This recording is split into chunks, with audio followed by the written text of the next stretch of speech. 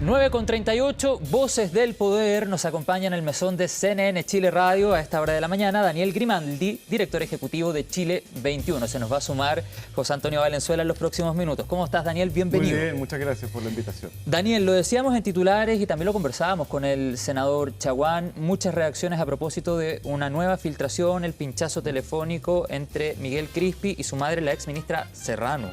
¿Cómo observas la situación? Bueno, primero parece una historia de nunca acabar, esta de la compra de la casa de Allende. Creo que es preocupante, más que la cuestión que se está discutiendo ahora, si es que hubo influencia, no hubo influencia. Creo que es muy preocupante que se filtre información que se supone reservada a una investigación delicada que compromete a altas autoridades del Estado, donde la credibilidad del Estado de Chile y sus instituciones está en juego. Me parece preocupante. Porque ¿qué pasaría si esa información inescrupulosamente fuera a parar a las manos del crimen organizado y pudieran extorsionar a alguna autoridad, por ejemplo? Y en ese sentido, ¿qué responsabilidad le adjudicas a Fiscalía propiamente tal? La Fiscalía tiene ciertas responsabilidades, claro, pero yo entiendo que la ley permite también que esta información sea entregada. Una cosa son los plazos, después de cierto plazo se puede entregar, pero también dentro del proceso hay partes involucradas, también está la PDI, también está el Poder Judicial, también está la Fiscalía, están los abogados. Ahí hay algo que no está bien normado, no está bien, digamos, resguardado por el bien de la investigación, para proteger la justicia finalmente. Y estas filtraciones pueden terminar siendo muy peligrosas. Y en ese sentido, ¿te parece suficiente, te parece coherente también la respuesta que ha entregado al menos hasta ahora el fiscal nacional? Yo creo que el fiscal nacional, como también pasó con el caso de Carol Cariola,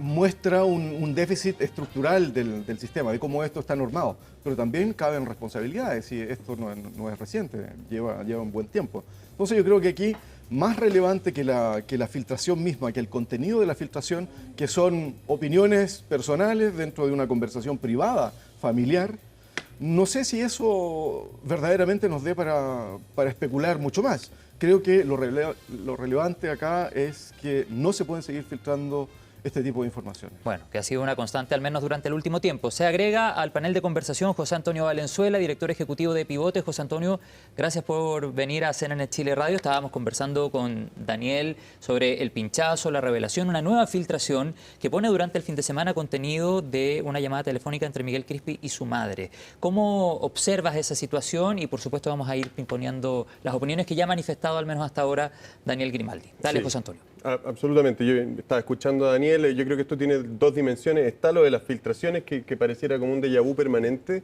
una conversación que venimos teniendo hace tiempo ya, donde todo se está filtrando. Los contenidos de las carpetas que son confidenciales salen a la luz, y yo creo que es preocupante, y la Fiscalía se tiene que hacer esto, que ya parece algo como bien sistémico, que está muy enquistado en la forma en que se llevan las investigaciones. Ahora, respecto al contenido de las filtraciones, yo creo que sí revelan cosas que son relevantes. O sea, todavía no tenemos claro dónde surge, dónde está el origen del problema político, que pareciera ser mucho más que una mera desprolijidad. Esto hubo una insistencia de parte de la senadora, o por momentos se ha hablado de que esto fue empujado desde la presidencia, pero no sabemos quién es responsable y dónde entonces hacer efectiva las responsabilidades. Pero yo creo que además refleja un elemento adicional, porque cierto, más allá de si esto fue empujado desde el Congreso o desde la moneda, acá en el Ejecutivo debiese haber un aparato público permanente y estable que le ponga ciertos frenos al impulso que pueden hacer tanto la senadora como el gobierno. Bueno, en ese sentido entremos de lleno al contenido de este pinchazo, demos un poco el contexto. La exministra Serrano, de alguna u otra manera podríamos interpretar que le pide explicaciones a Miguel Crispi de por qué se está abordando el caso de determinada manera. De alguna u otra forma habla también del impacto que tiene para la figura de Isabel Allende como una militante emblemática del Partido Socialista. A su juicio, ¿consideran inverosímil o verosímil el planteamiento que entrega Isabel Allende a través de un comunicado durante el fin de semana? ¿Y cómo observas, Daniel, el contenido propiamente tal de ese llamado telefónico? Más allá de lo que implica una filtración, digamos. Vamos al contenido, a lo político. Bueno, yo creo que respecto a Isabel Allende, no me cabe la menor duda de que ella actuó de buena fe, no tengo razones para no creerle. Me parece más inverosímil que ella haya estado urdiendo un plan para vender la casa. Eso me parece difícil de creer que haya una ganancia Pero si mezquina en efectivamente eso. insistió, por ejemplo. Digamos, las razones para insistir pueden ser de diferente tipo. Una cosa es decir, oye, finiquiten este tema porque es un tema constante, qué sé yo, que está en la agenda y antes que termine esto, prefiero que antes que termine digamos, mi periodo, qué sé yo, alguna cosa así de ese estilo. Pero me parece que lo más importante acá está en que los asesores del presidente, el asesor principal del presidente, tiene el deber de proteger al presidente y poner un alto donde observa fuego. Es decir, si es que hubiese habido una presión indebida, supuestamente, ¿de quién es la culpa de que esa presión haya pasado y se haya ejecutado? El principal asesor del presidente es, en jerga futbolística, es el arquero, entonces le pasaron goles. A mí no me consta que eso haya sido así, no tengo por qué dudar de lo que ha dicho la senadora Allende, pero a mí me entran mucho más dudas de este equipo que asesora al presidente, donde supuestamente puede ser la presión de un senador, de un diputado, de quien sea, y por qué dejan pasar esas presiones. José Antonio. Sí, yo creo que, a ver, acá todo es un poco inverosímil y yo creo que todavía hay mucho paño que cortar, pero también es inverosímil que a mí me digan que un decreto como este, con todos los problemas políticos y jurídicos que tenía, fue pasando etapas sin que nadie advirtiera nada. O sea, tanto la hipótesis de la negligencia extrema que hubo detrás como una eventual hipótesis de que acá hubo mala fe o alguien tratando de aprovecharse, ya sea desde la moneda o desde el Congreso, son todas inverosímiles. Pero lo que sí es un hecho es que nosotros tenemos un aparato estatal justamente para que ciertos deseos o presiones no puedan avanzar con tanta facilidad, y nosotros tenemos funcionarios públicos que tienen que dar alerta, que tienen que visar la legalidad de un acto como este, y para eso están, para que la presión tenga un freno, para que la arbitrariedad que pueda tener una autoridad política también tenga un freno. Y al parecer acá la directora del área jurídica de las Express no cumplió ese rol porque era extremadamente cercana al presidente de la República. Entonces nosotros tenemos que preguntarnos, ¿están ciertos roles que son técnicos y que son en el fondo cortapisas ¿Qué tanto conversan, a la dices tú? arbitrariedad? Claro. ¿Están siendo realmente eso o son simplemente amistades que están puestas en cargo de poder y que no tienen en la práctica la capacidad para ponerle un límite a quienes son sus jefes? Daniel. ¿Tú Yo querías creo que complementar? ahí hay un punto clave en la cuestión y es la competencia de la gente que está en los altos cargos de asesoría. ¿Identificas algunas plazas donde no hay competencia derechamente? Digamos que el famoso segundo piso ha ido cambiando bastante con el tiempo, desde los tiempos de Lagos, donde se hizo famoso este equipo de asesores, donde había realmente gente de alto nivel. No es que eran ingenieros de la NASA, no estamos hablando de premios Nobel y nada, pero sí era gente que tenía trayectoria en política, que tenía un importante reconocimiento en el ámbito de las políticas públicas, incluso de la academia, y que daban confianza en que el presidente reposaba en un equipo que era sólido. O sea, me da la sensación, escuchando tu y eso análisis, fue yendo, a priori, por se fue supuesto, degradando, digamos. claro, a priori, falta antecedentes que conocer, pero me da la sensación, escuchando tu análisis, que tú adjudicas, insisto, con lo que conocemos hasta ahora, la mayor responsabilidad en el segundo piso y particularmente la figura de Miguel Crispi. Sería lo más fácil hacerlo así, pero creo que hay un diseño de las asesorías en general en el gobierno que ha ido cayendo mucho en desmedro en el último tiempo. Digamos que no se trata de volver al segundo piso de Ricardo Lagos, sino que cada época, cada periodo de gobierno necesita un ajuste particular, pero uno echa de menos la existencia de grandes estrategas en el gobierno. Gente que conozca muy bien el escenario político, que no especule tanto, que sean gente más sólida. Y tú ves que muchos asesores, sin dar nombre en específico, les falta ese bagaje. Tú dices, bueno, no me parece tan sólido tal vez estos perfiles. Yo hago un poco el matiz, porque bueno, el jefe del segundo piso siempre ha sido una persona de confianza del presidente. Entonces, pongámonos en la situación de que esto fue un deseo del presidente, el presidente estaba convencido de que había que avanzar con esto. Bueno, yo veo que es muy difícil para Crispi poder atajar ese gol. Lo que yo sí creo es que a mí me parece que es incomprensible que la jefa del área jurídica de las Express, que es básicamente la abogada del gobierno, quien vela por la legalidad de todo lo que se hace, que esa persona sea una de las mejores amigas del presidente, que esa persona sea un cargo de confianza tan extremo, porque el vínculo con el presidente que ella tiene es total. Entonces nosotros lo que debiésemos esperar como país es que cargos como ese, la persona que está a cargo de revisar la legalidad de los actos del Estado, no cambie gobierno a gobierno y por supuesto no sea la mejor amiga del presidente, porque ella tiene que decirle, presidente, lo que usted está a punto de firmar es un decreto inconstitucional. Bueno, y ahí hablamos también de los comillas autogol que se ha hecho el propio gobierno y que han marcado las principales polémicas y cuestionamientos desde que asumió. O sea, tenemos primero lo que sucedió con la ex ministra del Interior, Isquia Siches, cuando van hasta la región de la Araucanía e ingresan a la denominada macrozona sur, los indultos, el manejo del caso Monsalve, este tema particularmente que, como tú decías al comienzo, Daniel, parece que está lejos de acabar. Parece, finalmente lo que nos queda es que hay que hacer las cosas. Bueno, Chile exige otra cosa. Exige otra actitud de las autoridades, exige otra actitud de la alta función pública. Y creo que es.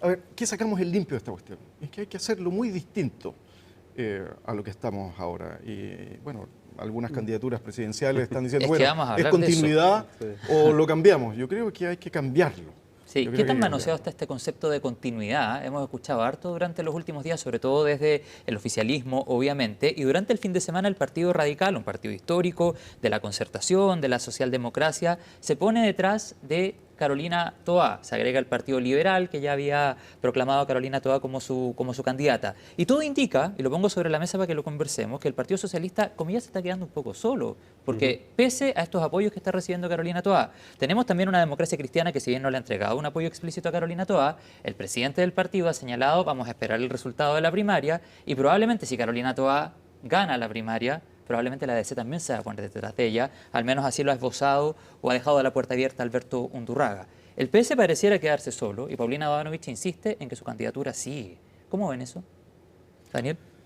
Bueno, respecto a lo del cambio y la continuidad, creo que las elecciones se juegan sobre todo llamando a la gente, inspirándola por un cambio. Son raras las veces en que la continuidad absoluta de un gobierno se juega, sobre todo en periodos como el chileno, que son 4 años, que no tiene reelección. Ahí tú puedes decir, sí, esto es verdaderamente una continuidad cuando estás diciendo que este gobierno, con la misma cabeza, con el mismo presidente, se puede presentar a una reelección. Ahí sí estamos hablando. No es el caso de Chile, claro. Como no es el caso, no es pertinente ponerse en el caso de la continuidad del gobierno, porque la gente espera un cambio, siempre se espera un cambio si cambia la cabeza del gobierno, si hay otra presidencia de la República, hay un cambio en los equipos, en los énfasis. Ya, pero claramente hay candidatos dentro del oficialismo que eventualmente representarían una mayor continuidad. 3 exministros. Por ejemplo. O sea, perdón, 2 exministros y un parlamentario que yo creo es la cara más. Yo creo que ahí la pregunta es qué es lo que se espera continuar y qué es lo que actual. se espera cambiar. Lo que se espera continuar, creo yo, es una coalición de gobierno, es una alianza de la izquierda. Yo conservaría eso, pero cambiaría los énfasis, el estilo de gobierno, cambiaría los equipos, ciertamente, el perfil de los equipos. Necesitamos volver a un perfil de alta política. ¿Concertacionista? No, porque la concertación cumplió una época en la historia que no se va a volver a repetir. Lo que hace falta es tener equipos de alto nivel con experiencia que den confianza. Si lo que falta es que la gente recupere la confianza en la política. José Antonio, tenemos que ir a la pausa, pero alguna reflexión cortita y después retomamos. Sí, no, yo creo que la continuidad hoy para en cualquier elección presidencial es un hándicap, es algo que perjudica. Representar continuidad es difícil. Incluso en gobiernos exitosos, el candidato continuista tiende a perder. Más aún en un gobierno donde el 67% de las personas tiene una evaluación negativa de ese gobierno. Entonces, va a haber un desafío por el lado izquierdo de no representar, de bajo la desaprobación del presidente, dicho sea de paso, en la última Pulso Ciudadano. Y en CADEM subió, en CADEM está en 67. O sea, sí, pero en Pulso Ciudadano creo que está en 57. Lo vamos a revisar. Pero en el fondo yo creo que ese va a ser una cosa súper compleja donde candidatos que son muy oficialistas tienen que mostrar que son distintos a lo que hoy tenemos. Ya, Daniel está apuntando ahí algunas ideas que quiere responderle, pero tenemos que ir a la pausa. Sí, vale. Dejémoslo pendiente, a la vuelta entonces Daniel Grimaldi le responde a José Antonio Valenzuela. Vamos a la pausa en CNN Chile Radio, ya estamos de regreso.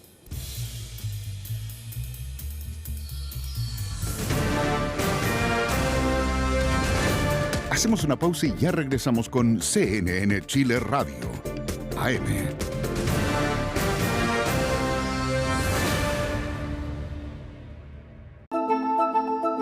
Nos hemos ido volviendo cada vez más individuales. Necesitamos menos de nuestros pares. Cada vez tenemos menos amigos, cada vez confiamos menos en la gente. Queremos volver a encontrarnos.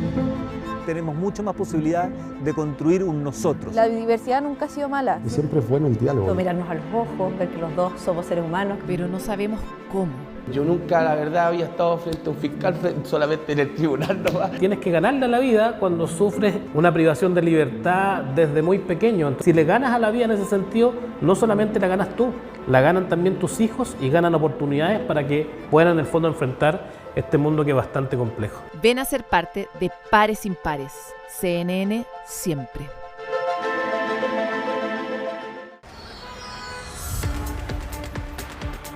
Las noticias de CNN Chile Radio se ven y se escuchan para acompañarte donde quiera que estés. Información, opinión y análisis por las pantallas de CNN Chile, con nuestras voces y en todas las plataformas. Queremos estar junto a ti. CNN Chile Radio. Contigo, siempre. De lunes a viernes desde las 8:30 horas. CNN Chile Radio. Vivimos tiempos complejos, atravesamos múltiples crisis y las soluciones requieren de la participación de diversos actores.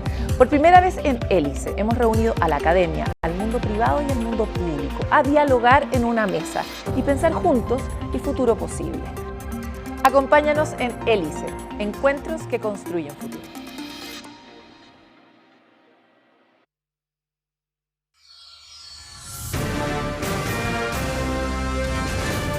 Estamos de regreso en CNN Chile Radio. AM.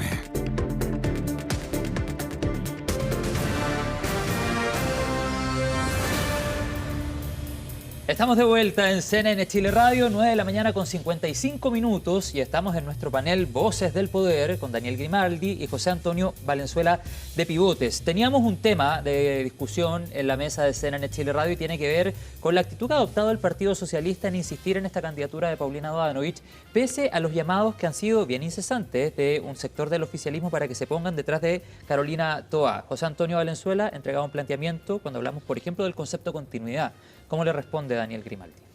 Bueno, yo creo que en Chile hay un fenómeno que se puede observar desde hace un tiempo y es que hay un descrédito de lo que se llama la clase política tradicional o el perfil del político tradicional. Que dicho sea de paso, a Carolina Toá le carga la palabra clase política o el concepto más bien. Sí, cuando uno dice clase política es un grupo que actúa con conciencia de sí. Exacto. Y para sí.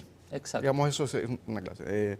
Puede ser las élites políticas, los dirigentes políticos, digámoslo así. Pero hay un descrédito de ese grupo y pasamos a un momento en que podían ciudadanos comunes y corrientes, ¿cierto? El ciudadano a pie o gente que no estaba en la primera línea, que no tenía una preparación tal vez más tradicional en política, que no era un profesional de la política, llegar a eso. Digamos, claro. Parece que probamos eso, como en la Convención Constituyente, probamos eso y fracasó. Ese estilo fracasó. Entonces, la pregunta es, ¿qué viene ahora? Es una combinación de ambas, hay que equilibrarlo, hay que poner tecnócratas, dicen uno, volvamos a la tecnocracia, algunos dicen no, porque eso ya no funcionó. Yo dudo que hayamos tenido una tecnocracia en Chile, tecnopolíticos tal vez, pero lo que la gente espera es una alta función pública ejercida por los mejores, por la gente más preparada. Uno se pregunta ahí, ¿cómo seleccionan los candidatos los partidos políticos? ¿Los seleccionan por competencias? ¿Los seleccionan quién puede tener más votos en alguna parte? ¿Los seleccionan por qué procesos poco transparentes tal vez? En ese sentido, entonces yo pondría el acento en cómo los partidos políticos seleccionan al personal político del más alto nivel. Creo que eso necesita una reforma muy importante. Y en ese sentido, ¿es urgente a tu juicio que Paulina Bodanovich deponga su candidatura? Bueno, eso es una decisión que tiene que tomar el Partido Socialista. Lo que no se entiende es que no hay probablemente ningún politólogo respetado de la plaza que diga que es una estrategia racional. Aquí no se ve por dónde puede estar ganando el Partido Socialista, por dónde puede estar ganando el socialismo democrático si lleva dos candidaturas. El argumento es, ok, no le tengamos miedo a la democracia y compitamos. Perfecto, pero es una competencia donde dos del mismo sector van a competir con otros sectores que pueden hacer una diferencia y puede salir cuarto o quinto. Entonces, si se respeta tanto el partido de Salvador Allende, si se le quiere entregar el lugar que le corresponde en la historia, me parece que forzar un cuarto lugar en una competencia primaria no es la mejor estrategia. ¿Y cómo lo ven, José Antonio? Te doy al tiro la palabra, cuando, por ejemplo, se insiste desde el PS en una candidatura presidencial. Pueden haber conflictos internos y probablemente los hay dentro del partido. Es un partido que tiene diferentes corrientes, etcétera. Es un partido grande e histórico. O hay también, no necesariamente buenos ojos, no se mira necesariamente con buenos ojos la figura de Carolina Toá desde el Partido Socialista. ¿Cómo lo ven? Yo no creo que vaya por allá, sinceramente. Lo que sí parece evidente es que puede tener efectos complejos en la candidatura de Carolina Toá. Ella lo ve de inmediato y por lo tanto sale, apenas se anuncia la candidatura de Paulina Bodanovich, sale a confrontarla y directamente antagonizar con esa candidatura. Pero lo que sí uno ve es que el mundo de Apruebo Dignidad, en el fondo el corazón del gobierno, el Partido Comunista, el Frente Amplio, son partidos que hoy por hoy movilizan muchos más votos. Y por lo tanto Carolina Toá va a necesitar todo el apoyo al socialismo democrático que pueda encontrar para competir con dos candidaturas que yo creo que van a ser tremendamente competitivas, como son la de Gonzalo Winter y la de la exministra Jara. Entonces el hecho de que entre Paulina Bodanovich como que enturbia ese proceso, complejiza las opciones de Carolina Toá y yo creo que si no se resuelve y ella va a las primarias, que vamos a verlo en las próximas horas, en las próximas 70 horas, va a ser un escollo importante para la candidatura de Carolina Toá y puede darle el triunfo a Gonzalo Winter o a la ministra Jara. ¿Y ahí tomaría fuerza la candidatura de Alberto Undurraga, por ejemplo, si pasara eso? Lo veo difícil. ¿Lo ves difícil? Lo veo difícil. O sea, todavía no lo he visto en ninguna encuesta que marque algo. 0,7 creo que lo vi en Pulso Lo que puede Ciudadano. pasar es que se levanten otros candidatos, alguien se pueda sentir llamado... Tratando de representar el centro político, claro. Algo así, entonces aquí puede pasar cualquier cosa. Entonces yo creo Pero que... efectivamente queda un espacio por llenar en un contexto en si que es que ganara, claro, el Frente Amplio o el Partido Comunista la primaria. Lo otro importante es que creo que se estaría empeñando también la posibilidad de lograr a mediano plazo una alianza más sólida de esto que se llama el socialismo democrático, que se ha hablado de la posibilidad de una fusión o de una federación de partidos. Claro. Bueno, ¿en qué queda ese proyecto que me parece que está bien anclado en el deseo de la militancia, en lograr consolidar una proyección de un socialismo de tipo democrático? ¿Tendrá tantas ganas el PPD, por ejemplo, de seguir en una alianza continua con lo que hoy día es el Frente Amplio o con el Partido Comunista? ¿O está esa nostalgia de la concertación de los 90? Al menos hemos escuchado desde la Democracia Cristiana que quieren apelar a eso. No sé qué tan convencidos están en el PPD de mantenerse, por ejemplo, con el Partido Comunista o el Frente Amplio. No hay mejor pegamento que gobernar. Y yo creo que mientras el gobierno esté en la moneda... pero van saliendo las diferencias también. Van saliendo las diferencias, pero en el fondo hay como el hecho de ser gobierno bloquea un poquitito ese proceso de diferenciarse. Claro. Y por lo tanto yo creo que en el corto plazo no vamos a ver nada por ese estilo, de un distanciamiento quizás hasta la primera vuelta. Ahora, una vez que se lleven a cabo las presidenciales y si a la izquierda no le va bien, yo creo que eso puede acelerar un proceso, o sea, va a poner en tensión esta alianza de gobierno que se ha formado y va a haber que ver si son lo suficientemente fuertes como para mantenerse esta coalición que tiene ya varias evidencias de fricción entre PPD, aparte la senadora Allende yo creo que causó grandes distancias entre el Frente Amplio y el Partido Socialista, entonces... Mientras gobiernen, yo creo que hay muchos incentivos para mantenerse juntos, pero si se pierde el gobierno, yo creo que las fricciones van a empezar y de forma rápida. Daniel. Yo creo que lo que se echa de menos en estas discusiones es un poco de responsabilidad política en el mediano plazo, mucho más en el largo plazo de algunas dirigencias, de todo, porque finalmente cuando tú hablas de las ideas de país, todos tienen ideas muy buenas, pero muchas de esas se terminan cayendo al agua cuando va a una negociación parlamentaria, cuando se transforma en una discusión por un puesto político muy pequeño. Y vemos que la mayor parte de la política se va la vida en eso, digamos. Y por otro lado, gente que discute las ideas de los proyectos de país, pero siempre las dirigencias políticas de los partidos terminan discutiendo esas cosas y ahí se ahoga la política. Entonces, yo echo de menos que el socialismo democrático y la izquierda en general esté pensando cómo le dan gobernabilidad al Chile que viene. Claramente con estas discusiones, no. Ahora, son parte también de un sistema democrático, hay rencillas, ok, pero ¿cuánto de eso es aceptable para no hipotecar la posibilidad de hacer alianzas que le den estabilidad, que le den un futuro con mayor gobernabilidad al país? José Antonio, Daniel, antes de terminar el panel, hablemos desde la otra vereda política. Kaiser, en la Pulso Ciudadano, que salió ayer, baja un poco en las encuestas. Sí, no, pero hay una baja. Tengo, si mal no recuerdo, queda en la cuarta posición, en la Pulso Ciudadano. Carolina Toá queda en tercero, José Antonio Kast en segunda posición con el 14 y algo %. ¿Ustedes proyectan que de aquí a noviembre, pensando en la elección general, la oposición se queda con Matei y Kast? ¿Que eventualmente Kaiser podría deponer la candidatura para mirar el Senado tal vez como una alternativa? Yo creo que Kaiser, él como persona tiene esos incentivos y si se empieza a generar esa sensación de que su candidatura se estanca o no crece, él ha hablado mucho de un sí, número. No llega al 20, y él ha sido bastante pragmático en ese sentido. Ahora, por otro lado, él está formando un proyecto político y un partido político que hoy es el que tiene más militantes en Chile, y si él quiere apuntalar ese proyecto político puede tener sentido para él ir a la primera vuelta. Entonces, acá los incentivos están un poquitito cruzados. Quizás para él es muy costoso ir a una primera vuelta en que no tiene posibilidades reales de ganarla. Para sus candidatos a diputados, a senadores, puede ser atractivo tener un candidato que lo represente y que pueda sacar un 15, un 20%. Eso para candidaturas al Congreso es muy potente, tener a alguien que te acompaña y una marca con el que apuntalar a tus candidatos. Entonces, yo creo que va a ser muy dependiente de cómo se baje en las encuestas o cómo se va desarrollando. Y si Kaiser se baja de la primera vuelta, la segunda vuelta, ¿hay más posibilidades que sea Kast-Matei, pensando en que los votos de Kaiser se irían a José Antonio Kast? No creo que esto sea matemáticamente traspasable en lo inmediato. Ojo, pero es difícil que un elector de Kaiser vaya a votar por Toa, por ejemplo. O sea, sí, es muy difícil. Ahora yo creo pero que... por París sí puede ser. Bueno, ahí también hay otro punto. O sea, claro. Se puede levantar otros más. Claro. Está Mike Nichols también, sí. que es bien, digamos... Porque hay mucha antipolítica en Kaiser y en Kast un poco menos.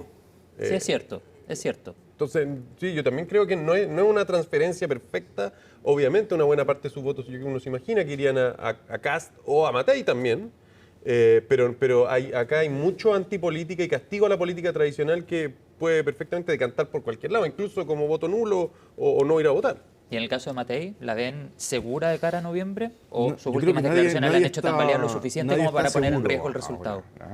Y yo pondría ojo en que la primaria del oficialismo va a tener la característica que va a hacer subir al que gane o la que gane en la encuesta y lo va a poner en una posición bastante más competitiva de la que tienen ahora. Por efecto propio del llevar a alguien a un podio y decir, este es nuestro campeón, nosotros vamos con esta figura, eso te va a llevar inmediatamente en las encuestas a subir, a tener mayor valoración ciudadana. Ya es una pelea más en serio. La gente, la verdad que las primarias la ven más bien como rencilla pequeña de los partidos. Claro. Y ahí no está el sentir del futuro del país, digamos. No, bueno, pero también da una visibilidad, como tú decías, pone ahí a un candidato en un podio que eventualmente no va a tener Evelyn Matei en estas semanas previas o en estos meses previos a las elecciones primarias. José Antonio, una última reflexión porque estamos en el tiempo. No, yo estoy de acuerdo con Daniel. Además, yo creo que en Chile la izquierda tiene un voto súper estable, que no baja a un tercio y que a uno le cuesta mucho pensar que si el oficialismo se une en una única candidatura a partir de una primaria, esa candidatura no va a pasar a segunda vuelta. Y otra cosa importante es que Kast ha perdido 2 veces antes. Perdió una presidencial y luego perdió una constituyente. Entonces, ese proyecto como más radicalizado... Ha perdido 2 presidenciales. Y acá hay mucho comportamiento estratégico. Yo veo de forma muy clara que a Kaiser se lo está dejando crecer, porque es útil eso para casi todos los candidatos que están en primaria. Otra cosa va a ser verlo cuando empiecen las campañas, cuando se le pueda sacar su trayectoria hacia atrás, sus declaraciones. O sea, acá no hay mucho interés en bajar tan temprano a Kaiser de la carrera. Bueno, vamos a quedar atentos. José Antonio Valenzuela, director ejecutivo de Pivotes, muchas gracias. Daniel Grimaldi, director ejecutivo de Chile 21. Gracias también. Gracias. Que tengan un buen día, buena semana.